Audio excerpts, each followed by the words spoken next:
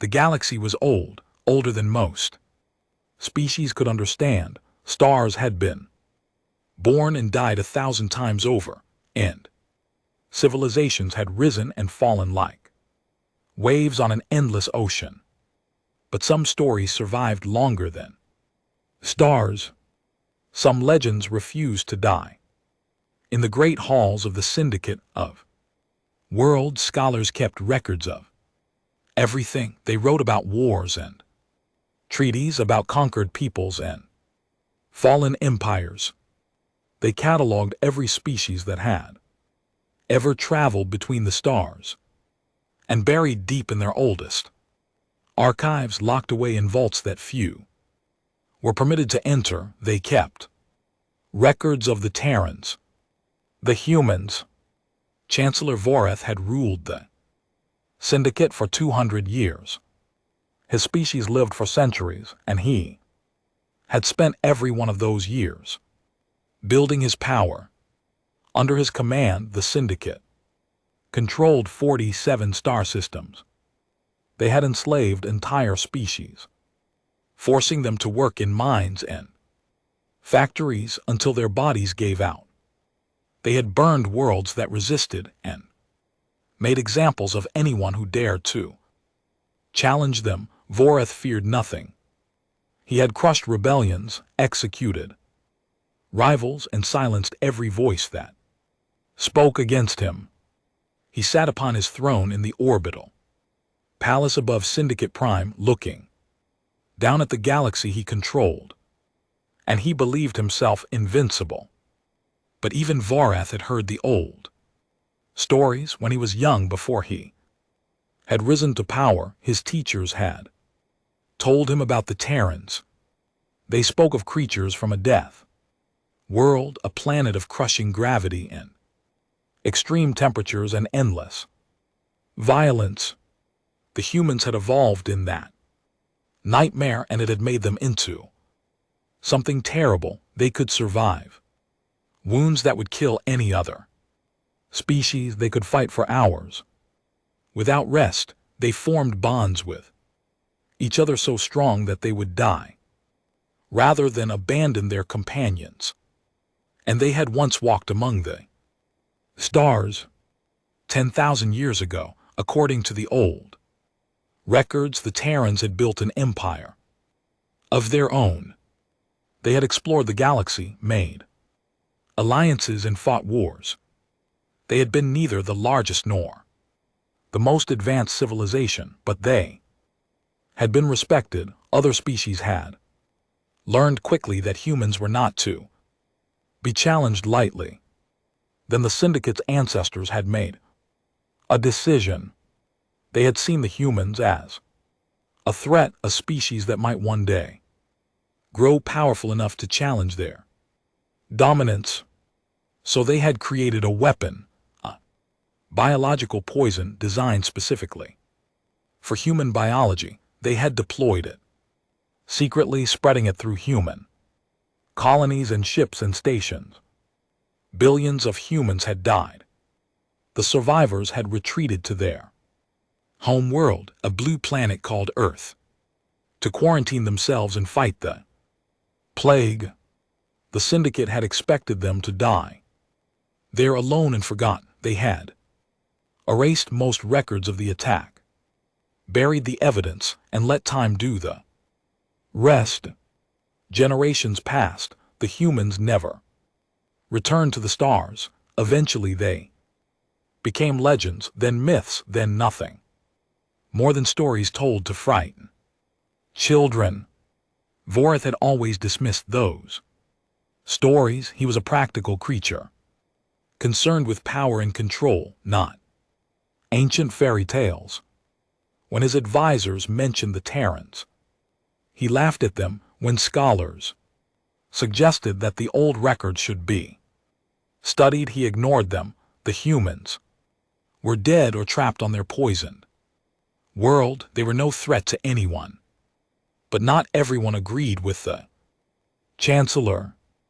Deep in the archives of Syndicate Prime, a young archivist named Seelith spent his days organizing ancient documents. He was a quiet creature, small and frail. By syndicate standards, better suited for books than for politics. He had no power and no ambition. He simply loved knowledge. One day, while cataloging a collection of damaged records recovered from an abandoned outpost, Seelith found something strange. It was a personal journal written by a syndicate military commander who had lived 10,000 years ago. The journal described events that had been erased from official history.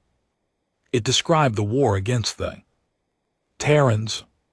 Seelith read with growing horror. The commander had witnessed the biological attack firsthand.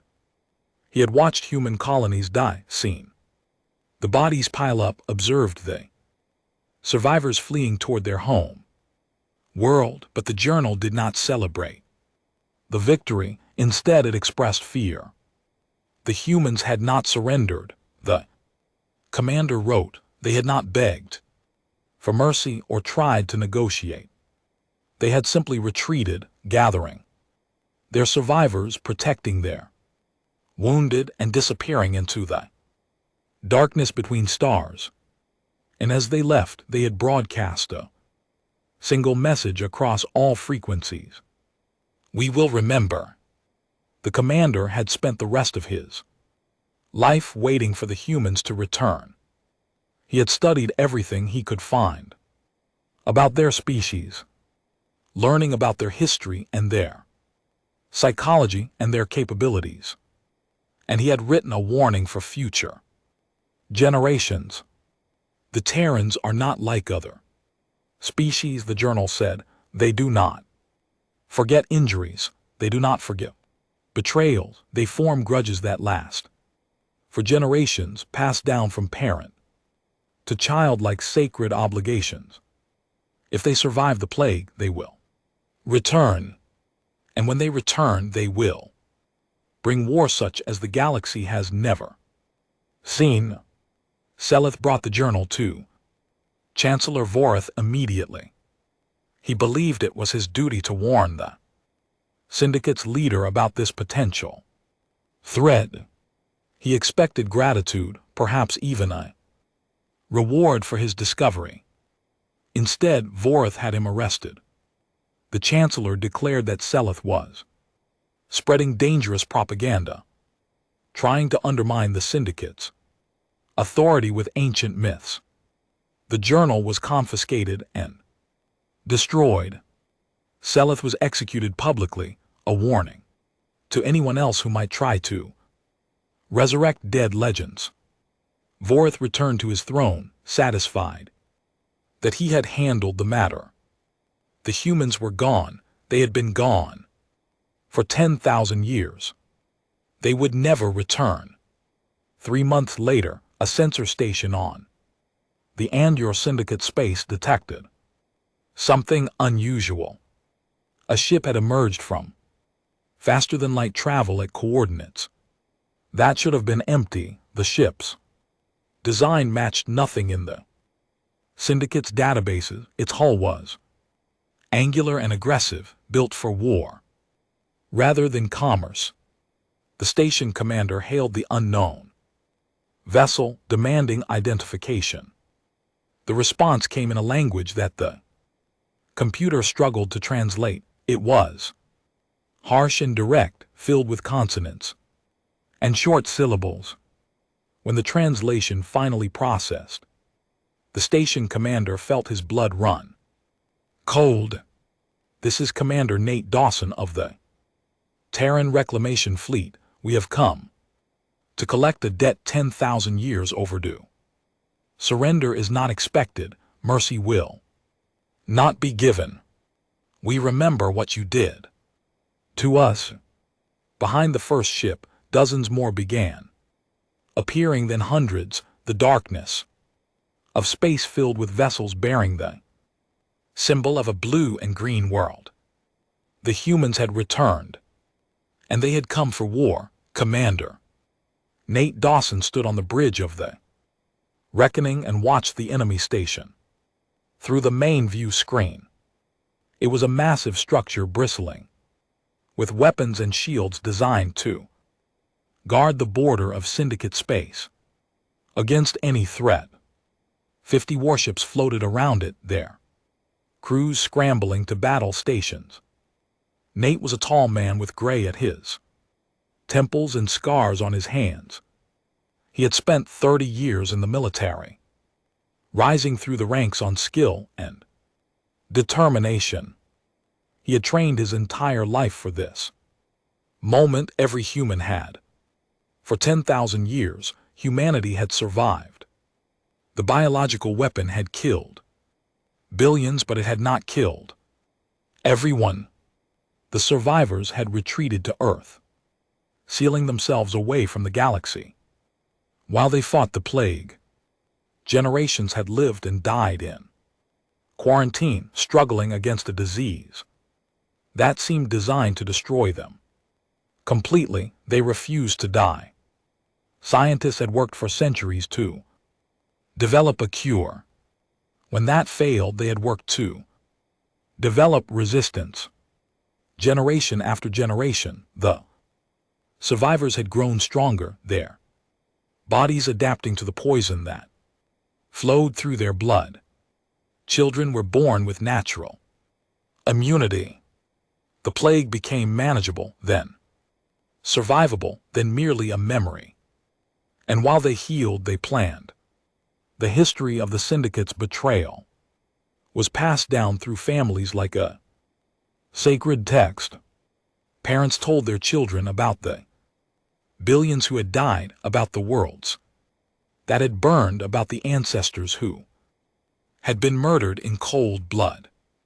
No one was allowed to forget. No one was allowed to forgive.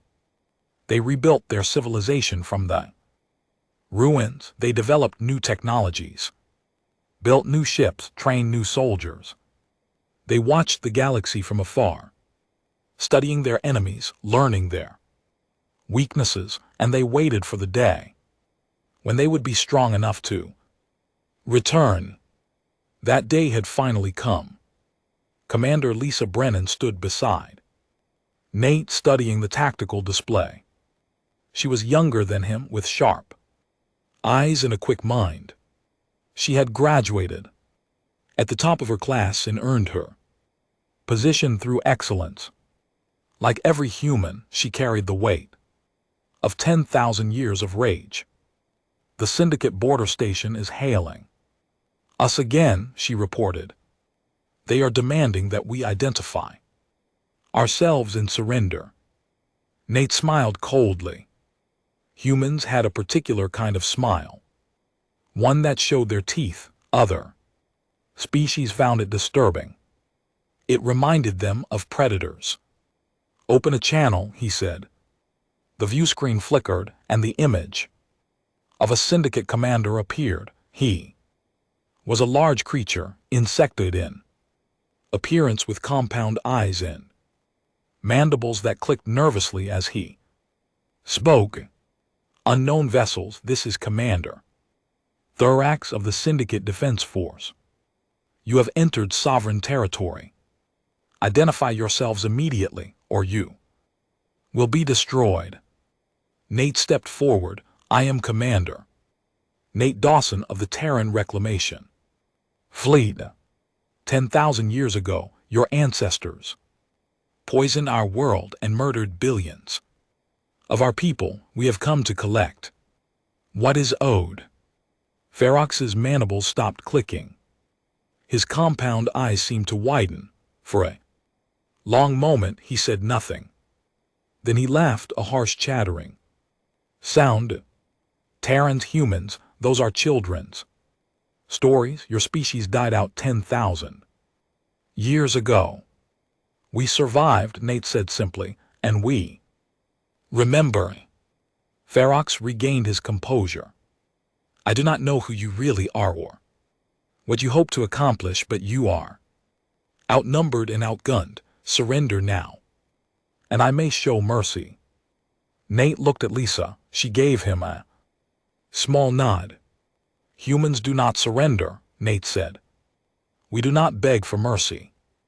We came here to deliver a message, and your station will be that message. Every world in the syndicate will know that humanity has returned. He terminated the communication. The battle began moments later. The syndicate ships moved into attack. Formation, confident in their superior numbers.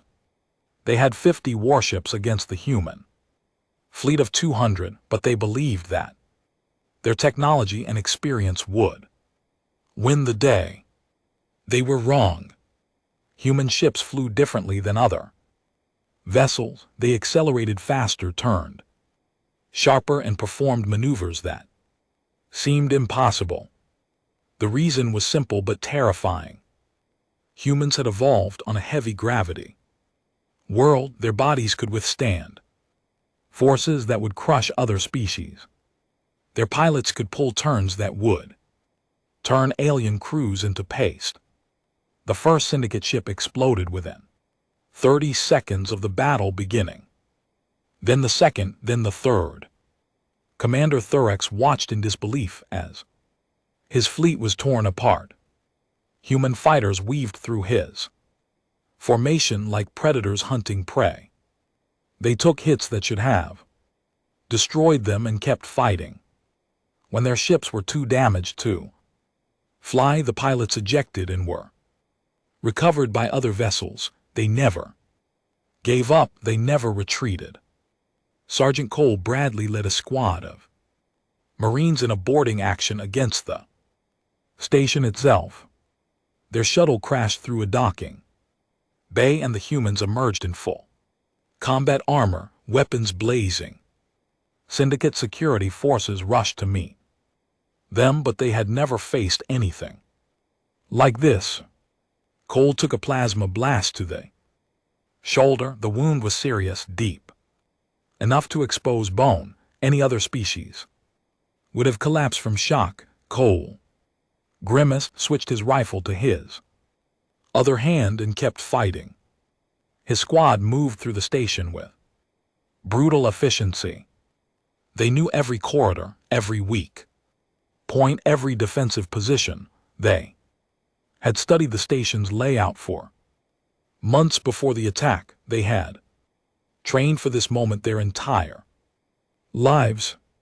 When they reached the command center, Commander Thorax tried to flee. Cole caught him in a corridor, slamming him against the wall with one hand. "You cannot do this," Thorax stammered. "The Syndicate will destroy you. You are just one fleet. We have thousands of ships." Cole leaned close. His face was covered in blood, some of it his own, most of it not. "We have waited 10,000 years. We have trained 10,000 years. Every human alive knows how to fight, how to kill, how to die if necessary. Your Syndicate murdered our ancestors, and we will not stop until every slave is free and every debt is paid." He released their axe and stepped back. "But we are not monsters. We do not kill prisoners. You will live, Commander. You will live to tell your masters what happened here today. Tell them that humanity remembers. Tell them that we are coming." Within an hour, the battle was over. The Syndicate fleet was debris. The station was captured, and Commander Nate Dawson broadcast a message across every frequency in Syndicate space. "We have returned. Free your slaves. Release your prisoners. End your oppression, or we will end it for you." The message spread across the galaxy at the speed of light. Species that had lived under Syndicate rule for centuries heard it and felt hope for the first time in generations. The mix were real. The legends had returned. The war spread across Syndicate space like fire through dry grass. Human fleets appeared at world after world, striking military bases, destroying defensive stations, and liberating slave populations that had suffered for generations. Captain Amy Sandoval commanded the Vengeance, a fast assault cruiser, assigned to the liberation of the Korath. System. The Korath were an aquatic species, peaceful by nature, who had been conquered by the Syndicate 800 years ago. Since then, they had been forced to work in underwater mining operations, extracting precious minerals from ocean floors while their children were taken as hostages to ensure obedience. Amy had studied the reports. She had seen the images of Korath, slaves their bodies scarred from overwork, their spirits broken from centuries of abuse.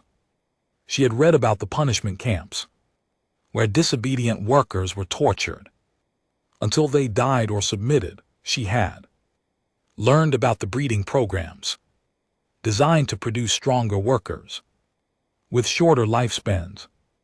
By the time her ship entered orbit above the Korath homeworld, Amy was ready to unleash hell. The Syndicate garrison was not prepared for what hit them. Human Marines dropped from orbit, armored pods crashing through defensive shields and landing directly in the middle of enemy positions. They fought with a fury that the Syndicate soldiers had never seen. Sergeant Hector Ruiz led his squad through a slave processing facility. The building was massive, designed to sort captured Korath into different labor categories before shipping them to mining operations across the system. When the humans arrived, the facility was holding over 2,000 slaves waiting for transport. The Syndicate guards tried to use the slaves as shields, threatening to kill them if the humans did not surrender. His squad was trained for exactly this situation. They spread out, found angles that the guards could not defend, and neutralized every threat in under 3 minutes. When the shooting stopped, the Korath slaves stared at their liberators in disbelief. They had heard rumors of strange creatures attacking Syndicate positions, but they had not dared to hope that rescue was coming. Hector removed his helmet so they could see his face. The Korath had never seen a human before, but something in his expression made them understand that he meant them no harm. "You are free," he said simply. The words were translated through his helmet speaker system. "No one will hurt you anymore. We have come to take you home." An elderly Korath approached him slowly. Her body was bent from years of labor, and her skin was marked with countless scars. She looked at Hector with eyes that had seen too much suffering. "The old stories," she whispered.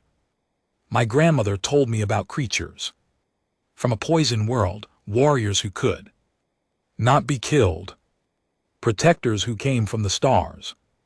I thought they were just dreams." Hector knelt so that he was at her eye level. "We are real and we are here." Similar scenes played out across the galaxy.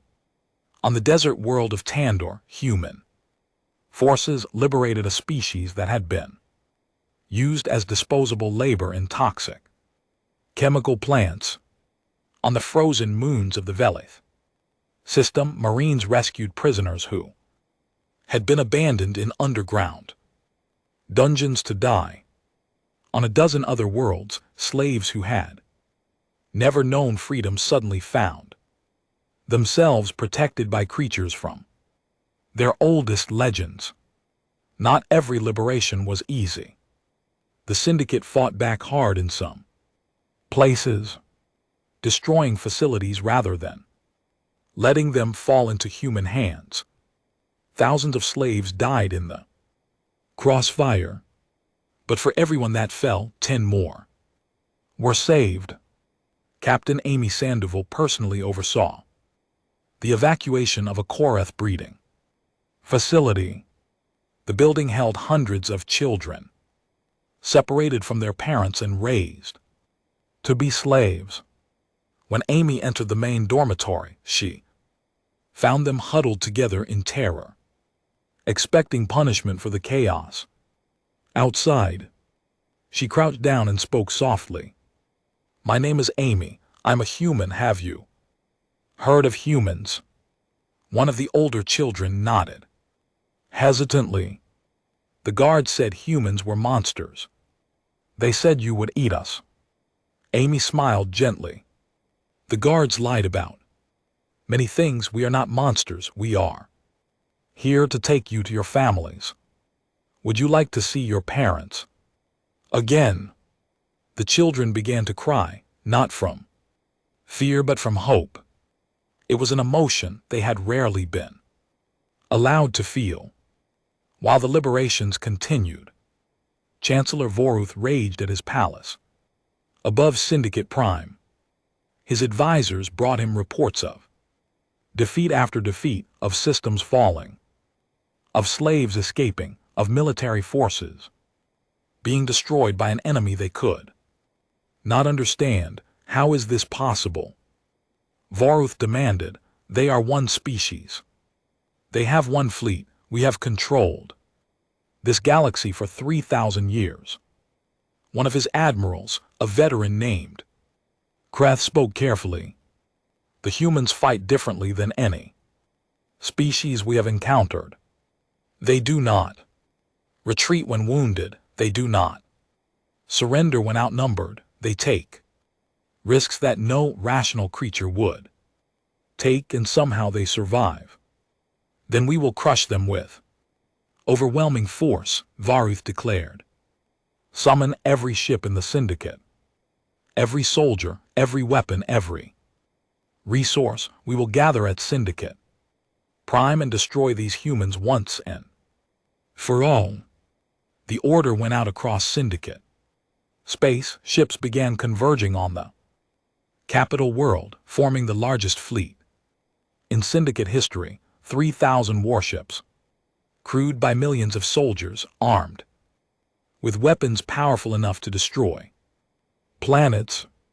Admiral Henry Callahan received reports of the gathering fleet from human intelligence operatives scattered throughout the galaxy. He studied the numbers carefully, calculating odds, weighing options. His fleet numbered 400 ships. He was outnumbered nearly 8-1. By any rational calculation, attacking Syndicate Prime would be suicide.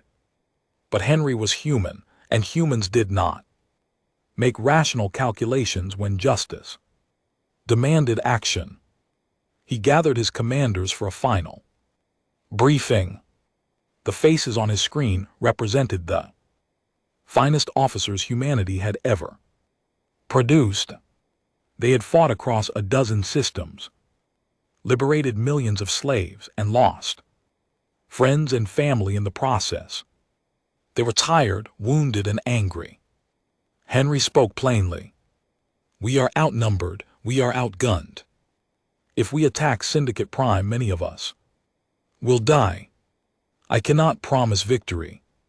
I can only promise that we will make them pay for every ship they destroy, every soldier they kill, every moment they continue to exist."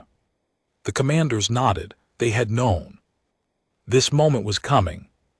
"Humanity does not forgive," Henry continued. "Humanity does not forget. 10,000 years ago, they tried to exterminate us. They failed. Now we will show them what happens when you try to destroy the human race." The fleet prepared for battle. The human fleet emerged from faster than light travel at the edge of the Syndicate Prime system. 400 warships against 3,000. Every tactical calculation said they should retreat, find another way, wait for reinforcements that would never come. Admiral Henry Callahan stood on the bridge of the Fury of Terra and watched the enemy fleet spread across his view screen like a swarm of angry insects. Each of those ships carried hundreds of crew members. Each was armed with weapons designed to destroy vessels much larger than his own. Together, they represented the combined military might of an empire that had dominated the galaxy for 3,000 years. Henry smiled. All ships, he said calmly, begin attack pattern Omega and remember why we are here. The human fleet surged forward.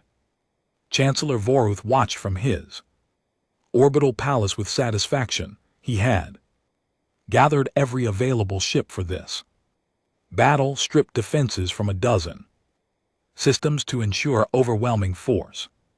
The humans had been brave, he admitted, but bravery meant nothing against superior numbers. Destroy them, he ordered. Leave nothing but debris. The Syndicate fleet opened fire. Thousands of weapons blazed across the void, filling space with plasma and missiles and energy beams. Any normal enemy would have been vaporized in the first volley.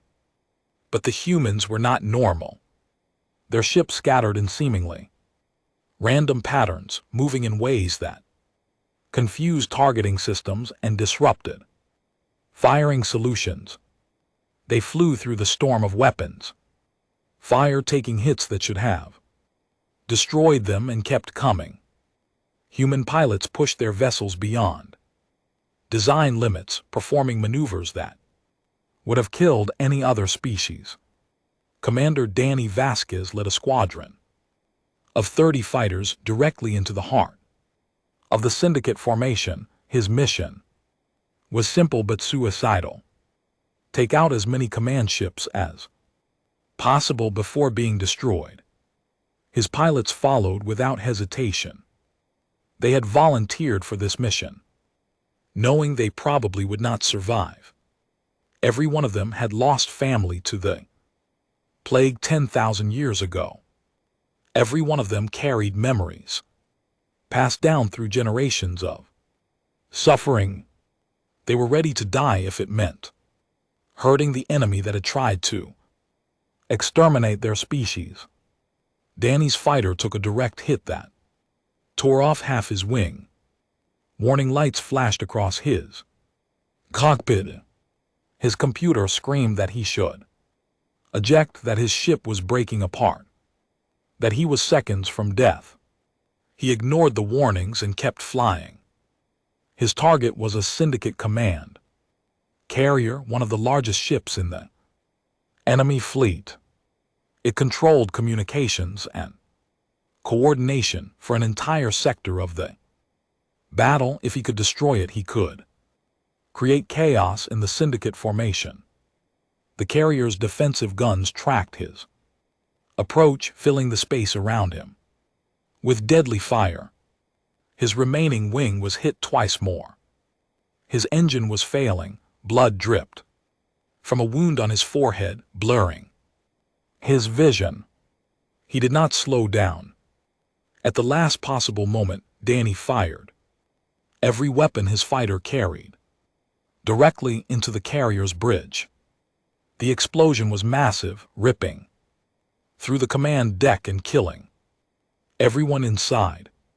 The carrier began to drift, its coordination systems offline, its sector of the fleet suddenly without leadership. Danny's fighter crashed into the carrier's hull a moment later. He ejected at the last second, his escape pod tumbling through the debris field. He was recovered by a human rescue shuttle 20 minutes later, unconscious but alive. On the ground below, human Marines were dropping onto Syndicate Prime itself. Their mission was to capture key facilities, liberate remaining slaves, and force the Syndicate leadership to surrender. Sergeant Rachel Gomez led her platoon through the streets of the capital city. The Syndicate had expected the battle to remain in space, so ground defenses were lighter than they should have been. Still, every block was contested, every building held enemies. Rachel had been fighting for 6 hours. Straight, her armor was scorched and dented, she had been shot 3 times. And only the advanced medical systems built into her suit were keeping her on her feet. Every step hurt, every breath was a struggle. She did not stop. Her platoon reached a government building that served as a regional command center. Inside, syndicate officials were destroying records and preparing to evacuate. Rachel kicked down the door and led her soldiers inside. Syndicate security forces used furniture as barricades and fired from behind cover. Rachel's platoon cleared them room by room, floor by floor, taking casualties with every advance. When they reached the top floor, Rachel found a group of syndicate officials huddled in a conference room. They had been in the middle of destroying files when the humans arrived. Now they stared at Rachel with a mixture of fear and disbelief. One of them, an older official with elaborate robes, stepped forward. "You cannot do this. We are members of the Syndicate Council. We have rights under galactic law." Rachel laughed bitterly. "Galactic law? Your ancestors used biological weapons on civilian populations. They murdered children. They tried to wipe out an entire species. Do not speak to me about law." She gestured to her soldiers, and they began securing the prisoners. The files that had not been destroyed were collected for intelligence analysis, and Rachel moved on to the next objective. Because there was always another objective, always another fight, always more work to be done. In orbit, the battle reached its climax. The human fleet had taken terrible losses. Over 100 ships were destroyed or disabled. Thousands of soldiers had died, but they had inflicted far worse damage on the enemy. The syndicate fleet was in chaos. Coordination had broken down as command ships were destroyed. Individual captains were making independent decisions, sometimes conflicting with each other. Panic was spreading through crews that had never faced an enemy this determined. Admiral Callahan pressed the advantage mercilessly. His remaining ships concentrated fire on critical targets, destroying supply vessels and communication relays and anything else that held the syndicate fleet together. By nightfall local time, the battle was over. Over 2,000 of their ships were destroyed or captured. The remainder fled into deep space, abandoning their capital to the invaders. Chancellor Vorth was captured in his palace by a squad of human marines led by Lieutenant Kyle Ortega. The Chancellor had been trying to reach an escape shuttle when Kyle's squad cut him off. Vorth knelt in chains before Admiral Callahan. An hour later, his robes were torn, his dignity was gone. He looked at the human commander with something between hatred and terror. "What are you?" Vorth demanded. "What kind of monsters are you?" Henry Callahan looked down at the creature who had ruled this empire of suffering and slavery. He thought about his ancestors, about the billions who had died, about the 10,000 years of rage that had brought humanity to this moment. "We are not monsters," he said quietly. "We are humans, and we are everything your ancestors should have feared." He turned away, leaving Vorth in chains, and began giving orders for the occupation of Syndicate Prime. The battle was won, but the war was not over. There were still slaves to free, still systems to liberate, still justice to deliver. The humans had returned, and they were just getting started. The fall of Syndicate Prime sent shockwaves across the galaxy. For 3,000 years, the Syndicate had been the dominant power, crushing anyone who dared to challenge them. Now their capital was occupied, their fleet destroyed, their leadership chains, and the species that had done this was supposed to be extinct. In the months that followed the battle, the human fleet continued its campaign of liberation. System after system fell not to conquest but to freedom. Slave populations were released, prison camps were opened. Species that had lived under oppression for generations suddenly found themselves free for the first time. Commander Nate Dawson stood on a balcony overlooking the former slave quarters of Syndicate Prime. The buildings were being converted into housing for the freed populations, temporary shelter while they figured out where to go next. Thousands of beings from dozens of species moved through the streets below, some celebrating, some crying, some simply standing in disbelief. Lisa Brennan joined him on the balcony.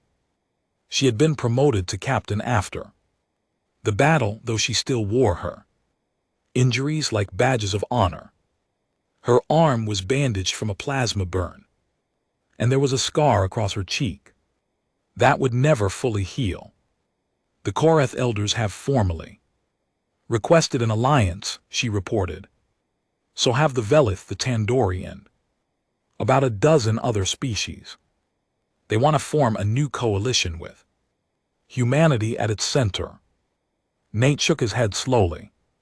He had thought about this moment for years, imagining what it would feel like to win. But now that victory was here, it felt hollow somehow. The rage that had driven him for so long was fading, and in its place was something more complicated. We came to settle a debt and free the enslaved. Lisa nodded. I know. But they are not asking us to rule them.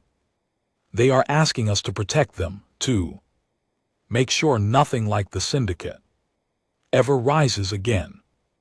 Nate was quiet for a long moment. He watched the crowds below, the freed slaves trying to rebuild their lives, the children playing in streets where they had once been prisoners. He thought about his ancestors, about the billions who had died from the plague, about the generations who had lived in quarantine on Earth while they prepared for this moment. They had survived so much, they had suffered so much, and now they had a choice about what came next. He activated his communicator. Admiral Callahan, this is Commander Dawson. I think it is time we started talking about the future. 6 months later, the Terran Protectorate was formally established. It was not an empire. Humanity had seen what empires did, how they corrupted and oppressed and destroyed. Instead, it was a coalition of free peoples bound together by mutual defense and shared values. Humans served as protectors and mediators. They helped rebuild destroyed worlds and establish trade routes between species that had never been allowed to communicate under Syndicate rule. They trained local defense forces so that each world could protect itself, and they made it clear that they would respond with overwhelming force to anyone who tried to enslave or conquer others. Chancellor Vorith was tried for crimes against sentient beings. The trial lasted 3 months and produced evidence of atrocities spanning 3,000 years. When it was over, he was sentenced to spend the rest of his life on the prison world of Korath 7, a barren rock where he would have plenty of time to contemplate his failures, Many of his subordinates received similar sentences. Others were released after lesser trials, allowed to return to their home worlds as long as they never held positions of power again. The humans were harsh but not cruel. They sought justice, not revenge. Captain Amy Sandoval, now promoted to Commodore, addressed a gathering of newly freed species on the anniversary of the liberation. Representatives from 40 different worlds had assembled on Syndicate Prime, now renamed Liberation Station, to celebrate the end of Syndicate rule. Amy stood before them in her dress uniform, her medals shining under the lights. She had never been comfortable with public speaking, but this moment demanded words that would echo through history. "We returned because we remembered," she said. "We remembered the betrayal, the poison, the dying. For 10,000 years, our ancestors passed down the stories of what was done to us. They made sure that no generation forgot the suffering, the loss, the rage." She paused, looking out at the assembled crowd.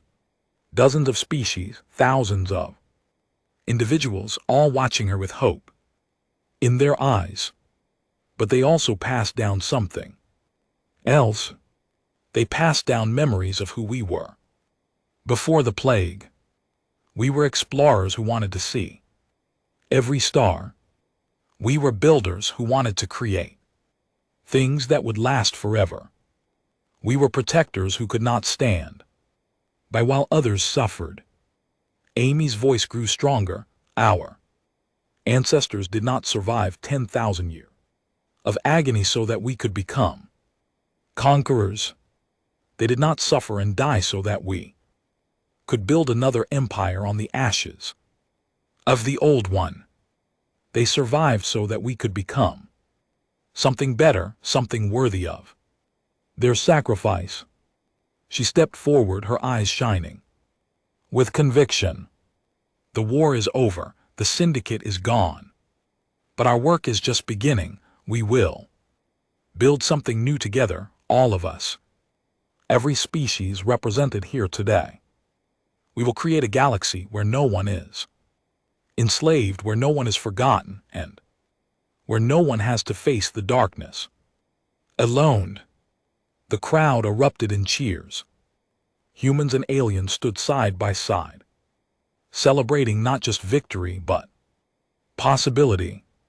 In the back of the crowd, an elderly Korath watched with tears streaming down her face. She was the same woman who had spoken to Sergeant Hector Ruiz in the slave processing facility 1 year ago. She had never expected to see this day, had never dared to hope that the legends were true. But they were true. The warriors who could not be killed had come, the protectors from the poison world had returned, and they had kept their promise. As the celebration continued, Commander Nate Dawson slipped away to a quiet observation deck. He stood alone, looking out at the stars that his ancestors had once explored and his generation had reclaimed. He thought about all the humans who had died over 10,000 years. He thought about the children who would grow up in a galaxy without the Syndicate. He thought about the future that was now possible because of the sacrifices that had been made. For so long, humanity had been driven by rage and the need for vengeance. But standing there watching the lights of Liberation Station glitter against the darkness, Nate realized that the rage was finally fading. In its place was something he had not expected. Peace. Not the peace of surrender or forgetting, but the peace of completion. The debt was paid, the promise was kept. The ancestors could finally rest. And humanity, forged in suffering and tempered by war, had found its purpose. Among the stars, not as conquerors or avengers, but as protectors of the weak and defenders of the free. The myths had become reality. The forgotten had returned, and the galaxy would never be the same.